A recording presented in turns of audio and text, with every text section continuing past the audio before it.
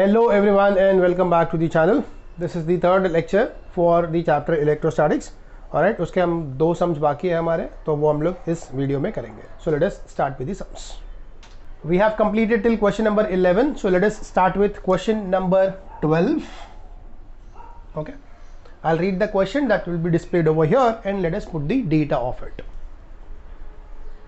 In a parallel plate capacitor with air between the plates, each plate has an area of and the separation between the plate is. So I know the area, I know the separation. Separation का मतलब D. Okay, ये दो चीजें हमें मालूम है. Values है 6 × 10⁻³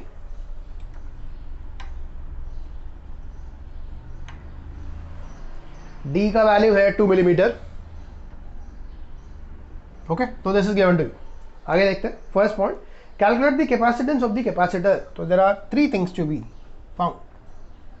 पहले तो C find out करना है.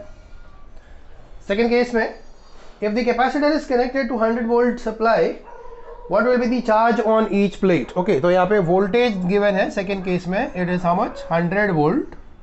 एंड इस केस में अपने को फाइंड क्या करना है कि चार्ज कितना स्टोर होगा ये.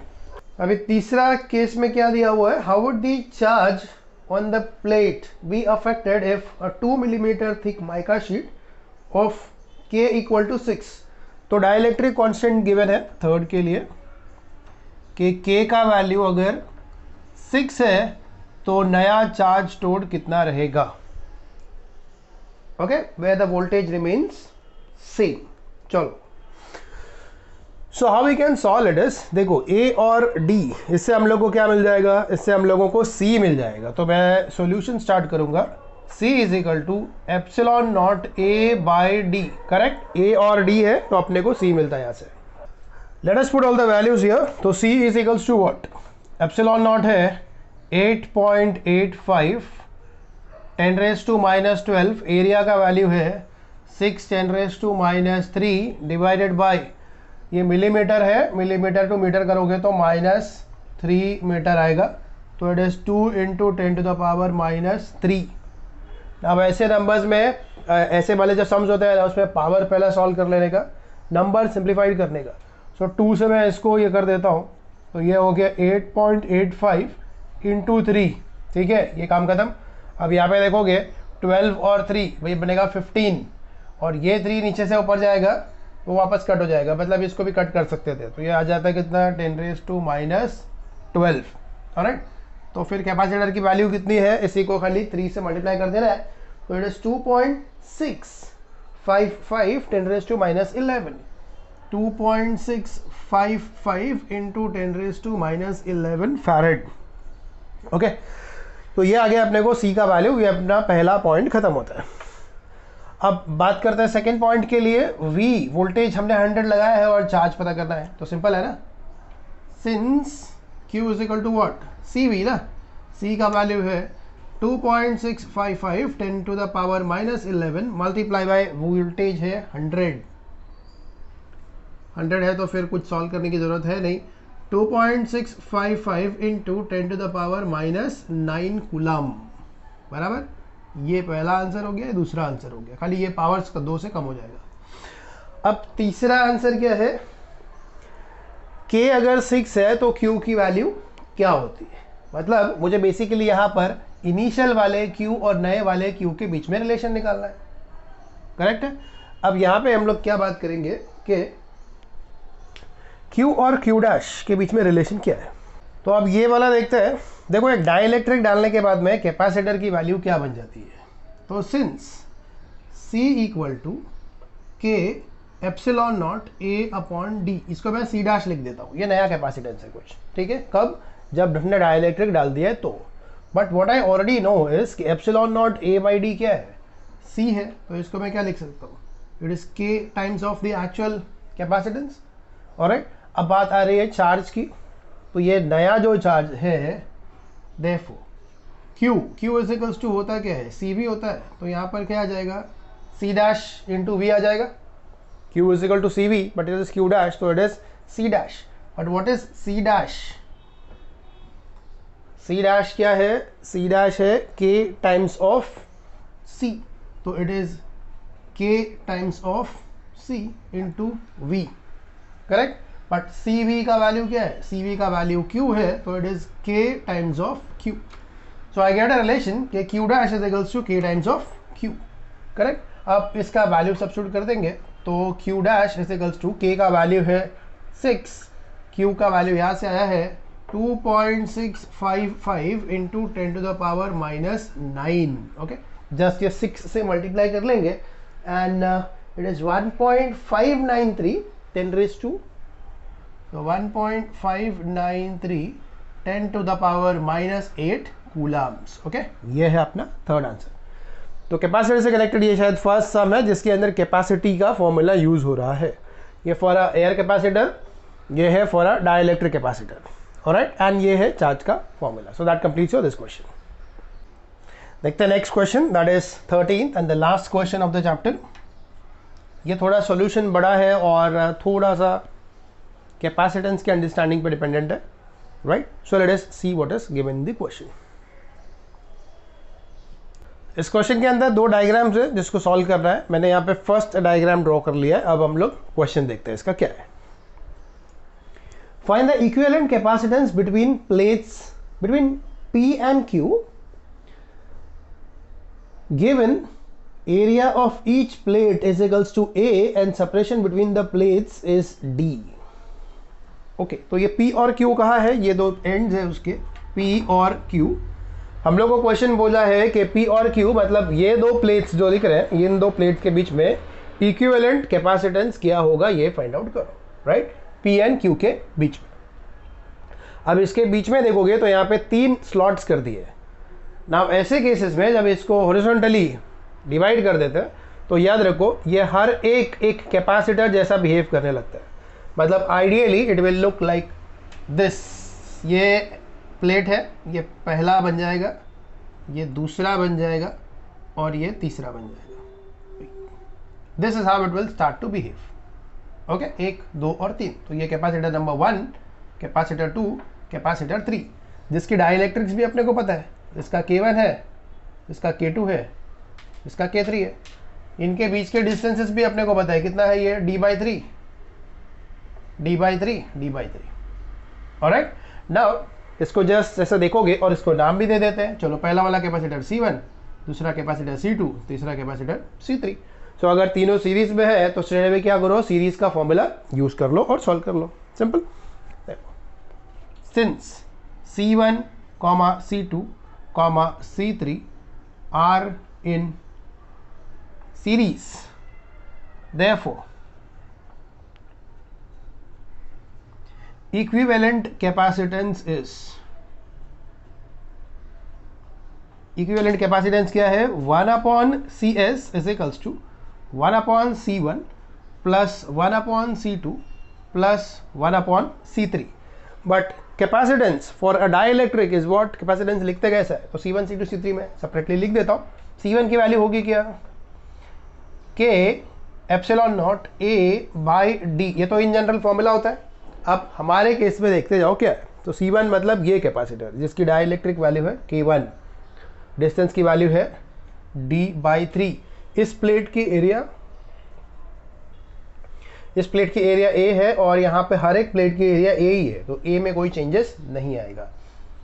C2 देखोगे, अब डायरेक्टली लिखूंगा मैं, कैसे लिखूंगा, K2 epsilon not A upon D/3, और ऐसा ही क्या लिखेंगे, C3 लिखेंगे। तो C3 है K3 epsilon not A/D/3, clear है। तो K epsilon not A/D capacitor का फॉर्मूला है, इसको याद रखने का। डिपेंडिंग ऑन सिचुएशंस ये खाली बदलते जाएंगे। अब ये C1 C2 C3 की जगह पे इसकी वैल्यूज डाल दो, तो ये आ गया therefore 1/CS इक्वल्स, डिनोमिनेटर में है, ठीक है। तो यहाँ पर आ जाएगा क्या, डिनोमिनेटर में it is K1 epsilon not A/D, alright, D/3 ऊपर, प्लस फिर से K2 epsilon not A/D/3 plus K3 epsilon not A/D/3। ये तुम्हारा नॉर्मल सब्स्टिट्यूशन हो गया। अब इसमें से भी क्या करेंगे, K1 की वैल्यू, K2 की वैल्यू, K3 की वैल्यू को सब्स्टिट्यूट कर देंगे और सॉल्व कर लेंगे। ऑलराइट, इसको सॉल्व करने का सबसे बेस्ट शॉर्टकट क्या होगा, कॉमन क्या है वो बाहर ही रख दो। d/3 कॉमन है, डिनोमिनेटर में से कॉमन क्या है, एप्सिलॉन नॉट a, ठीक है। तो ब्रैकेट में तुम्हारे पास है क्या, 1/k1, 1/k2, 1/k3। इसको थोड़ा सा अरेंज करके लिखोगे तो ये क्या बन जाएगा, d/3 एप्सिलॉन नॉट a, खत्म। अब यहाँ पे देख लो, ये 1 है प्लस 1/3 है प्लस 1/6 है, राइट। ये बन गया d/3 epsilon not a। Now how this will be solve, ये इसको 1 ही रखता हूँ मैं, 1 प्लस इन दोनों को सॉल्व करना है तो क्या करेंगे, इधर 6 है, यहाँ पे 6 बनाना है, 2 से मल्टीप्लाई करेंगे, 2 से मल्टीप्लाई करेंगे, 2 + 1 इज 3 अपॉन ये कितना है 6, करेक्ट। इसको सॉल्व कर लोगे तो फिर से क्या हो जाएगा, ये 6 इधर आएगा, 6 + 3 9, 9/6 आएगा ये। तो it is d/3 epsilon not a into 9/6। अब ये वैल्यू चल रही है किसकी, 1/CS की। तो व्हाट इज CS का वैल्यू, CS का वैल्यू होगा, अब ये 6 3 सा क्या है 18, 18 और 9 दैट इज 2, तो it is 2 epsilon not a upon d। Okay, तो इस पूरे कॉम्बिनेशन का इक्विवेलेंट कैपेसिटेंस इतना आएगा। क्लियर है ये? अभी देखो इजी क्या है, अभी इसमें अननेसेसरी हम लोग ऐसे सॉल्व करते हैं तो ये 3 नीचे आता, मल्टीप्लाई होता। बेस्ट पार्ट है take the things out and जो भी नंबर्स बचते हैं सिर्फ नंबर्स को सॉल्व करो। ये है अपना फर्स्ट पार्ट ऑफ दिस सम। अभी सेकेंड पार्ट देखते हैं। तो जो सेकेंड पार्ट है तुम्हारे क्वेश्चन का वो ये है, डायग्राम दिया हुआ है, इसमें भी वही करना है, इस प्लेट A और प्लेट P और प्लेट Q के बीच में इक्विवेलेंट कैपेसिटेंस निकालना है। अब यहाँ पे बीच में से पार्टीशन किया है, इसका मतलब क्या है, ये हाफ एरिया A/2, ये हाफ एरिया A/2। तो इस तरफ का ये एक कैपेसिटर जैसा काम करने वाला है, इसके इस तरफ देखोगे तो ये एक कैपेसिटर है, ये एक कैपेसिटर है, और इन दोनों का कॉम्बिनेशन तो समझ में आ रहा है, ये लाइन की वजह से, या ये प्लेट है, ये दोनों है सीरीज में। तो इस पहले मैं इसका इक्विवेलेंट एक डायग्राम ड्रॉ करता हूँ, how it will look like. Remember these two will have somewhat a look like this, ये एक ऐसा लुक आएगा इसका, ठीक है, जिसका प्लेट का एरिया कितना है A/2 है, और जिसके बीच में डाइलेक्ट्रिक कितनी है K1 है। अब इसको देखेंगे तो ये कैसा दिखेगा, ये इसी के बीच में यहाँ पर ये एक कैपेसिटर बनेगा, बीच में गैप है, ये दूसरा कैपेसिटर बनेगा, ये एक, इसको मैं लिख दूंगा C1, इसको मैं लिख दूंगा C2, और ये है उसके बीच का गैप, और इन दोनों को कंबाइन करके यहाँ से एक लाइन बना देंगे। तो this is how you should realise whenever such question comes. So this is C1 and C2 which are in series, and this full combination is in parallel with this। तो इसको मैं कुछ एक C3 का नाम दे देता हूँ, और ये है अपना पॉइंट P, ये है अपना पॉइंट Q। डाइलेक्ट्रिक्स के नाम लिख दूंगा तो आंसर लिखने में आसानी होगी। ये K2 है, K3 है, और ये K1 है। तो आई होप बाकी डेटा तो समझ में आ रहा है, पर डायग्राम क्लियर होना चाहिए, ठीक है। तो अब C1 C2 सीरीज में है तो सॉल्व कर लेते हैं। तो since C1 and C2 are in series, therefore 1/CS is equals to 1/C1 plus 1/C2, right. अभी मैं फिर से पूरा वैल्यूज नहीं लिखूंगा, कैपेसिटर कैसे लिखते हैं हमको अभी पता है। तो 1/CS is equals to, C का वैल्यू क्या होता है K, देखो C का वैल्यू होता है K epsilon not A/D, general formula. अब यहाँ लिखते जाओ C1 के लिए क्या होने वाला है, डाइलेक्ट्रिक है K2 एप्सिलॉन नॉट, A की जगह पे क्या आएगा A/2 डिवाइडेड बाई D होता है, तो D की जगह पे क्या आएगा D/2। Okay, I hope that is clear. C1 is this capacitor जिसकी एरिया की वैल्यू है A/2, जिसके बीच का डिस्टेंस का वैल्यू है D/2, तो it is K2 epsilon not, A की जगह पे A/2, D की जगह पे D/2। This is how we write. दूसरा वाला भी लिख देता है, प्लस दूसरा वाला भी अभी मैं लिख दूंगा ऐसे ही,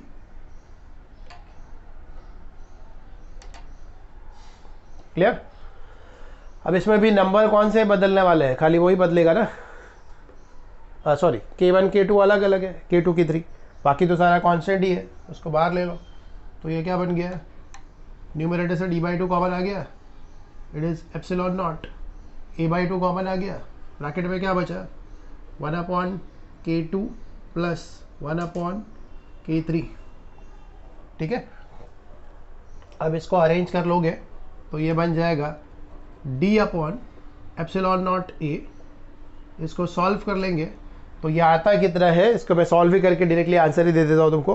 K2 का वैल्यू क्या था 3, K3 का वैल्यू क्या था 6, तो इट इज़ 1/3 प्लस 1/6। ये मैंने पीछे भी सॉल्व किया था।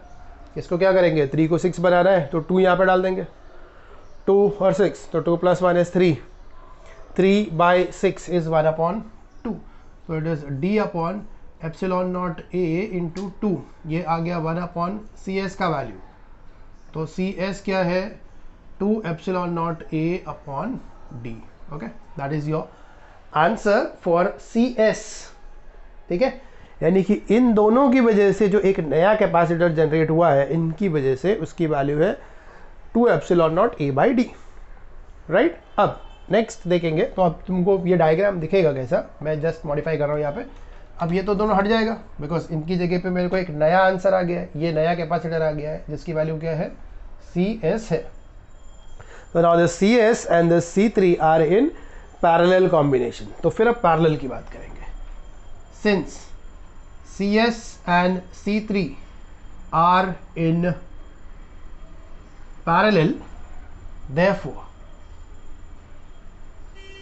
equivalent capacitance is, इक्विवेलेंट किसके बीच में, इन दो टर्मिनल्स के बीच में। अब इक्विवेलेंट कैपेसिटेंस क्या होगा, उसको चलो मैं CP लिख देता हूँ, C3 और CS, तो C3 प्लस CS, करेक्ट है। अब C3 का वैल्यू कैसे लिखेंगे, इसकी डाइलेक्ट्रिक की वैल्यू क्या है 4 है, तो इसको लिखोगे K1 एप्सिलॉन नॉट a/2d, यही लॉजिक है। डाइलेक्ट्रिक K1 है, एप्सिलॉन नॉट, एरिया है a/2 और डिस्टेंस पूरा का पूरा है दैट इज d, ठीक है, प्लस दिस, तो it is 2 epsilon not a/d। Okay, अब जस्ट इसको सॉल्व कर लेना है। चलो अब वैल्यूज डाल देते हैं इसकी। तो K1 की वैल्यू क्या है, K1 की वैल्यू है 4, तो it is 4 epsilon not a/2/d। मैं इसको सॉल्व नहीं कर रहा हूँ because of some reason, epsilon not a/d। अब यहाँ पे देखोगे पहले टर्म में ना, तो ये a/2 है और ये 4 है, तो ये 2 और ये 2 बना देगा उसको, तो it is 2 epsilon not a/d plus 2 epsilon not a/d। तो आंसर क्या है 4 epsilon not a/d, that is your answer. तो अब इन दोनों प्लेट्स के बीच में या इन दो टर्मिनल्स के बीच में ही मैं बोलूंगा नेट कैपेसिटेंस कितना है, नेट कैपेसिटेंस है 4 times of epsilon not a/d, correct. तो that is how this question is solve. Solution थोड़े से बड़े होते हैं पर तुमको most of the time exam में अगर आएगा भी तो सारा का सारा तो आने वाला नहीं है, एक ही सिचुएशन आएगा ना। तो यहाँ पे दो अपने को टाइप्स दिए थे, एक हॉरिजॉन्टली कट करना है और एक कभी कभी बात ऐसी होगी कि वर्टिकली कट किया रहेगा। जैसे यहाँ पे एक ही पार्टीशन है, ये माइट बी के 3 पार्टीशंस कर दिए, तो फिर वहाँ समझना होता है 3 पार्टीशंस किए तो एरिया का वैल्यू 1/3 होगा। तो जितने भी वर्टिकल पार्टीशंस होंगे उतने कैपेसिटर्स बन रहे हैं पैरेलल में, that's the logic, okay. And whatever are the number of partition that much divide by area, वो एक की एरिया होती है। अगर मैं बोलूँ इसी प्लेट को मैंने 10 पार्ट में बांट दिया तो एक की एरिया हो गई a/10। और हॉरिजॉन्टली क्या होता है d, उसको तुम जितने पार्ट में बांटोगे वो d/ उतना पार्ट लिख देने का। और ऐसे गिनेंगे तो सीरीज होता है, ऐसे गिनेंगे तो पैरेलल होता है, alright. So that will complete with your question number 13 and that will complete with your chapter electrostatics, okay. तो ये वीडियो पूरे 3 चैप्टर पूरे 3 पार्ट्स में है, first, second and this one is the third one. So if you have any doubt regarding any of the questions, you can put in the comment box below. See you soon with some other chapter.